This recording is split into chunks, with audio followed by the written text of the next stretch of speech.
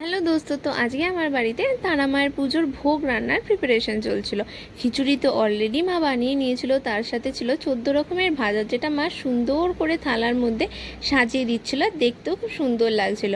আর আমি এখানে আমার একটু রূপচর্চা ত্বক চর্চা নিয়ে ব্যস্ত ছিলাম আর ভোগ বাড়াটা দেখছিলাম।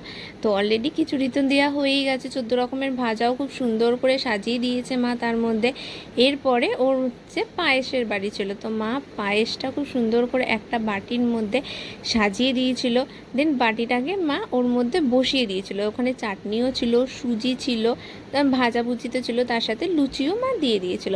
লাস্টে প্লেটটা দেখতে এই রকম লাগছিল, ভাজাভুজির মধ্যে অনেক রকম ঢ্যাঁড়স ভাজা ছিল, কাঁচকলা ছিল, তারপরে আলু ভাজা ছিল, পটল ভাজা, শাক, অনেক রকমের আইটেম ছিল। পায়েসও থাকতেই হয়।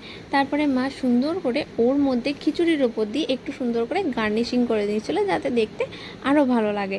এরপরে আমার বাবা তো রেডি হয়ে নিয়েছিল পুজোর জন্য, লাল ধুতি পরে একদম বাবা ফিটফাট হয়ে রেডি, কেন পুজোর টাইমিং তো অলরেডি রাতের বেলা, তো ওই জন্য রাতের বেলা বাবা রেডি হয়ে গেছে। আর আমাদের এখানে তারা মায়ের পুজোর জন্য একজন মানত করেছিল, তো উনি দণ্ডিও কাটছিলেন।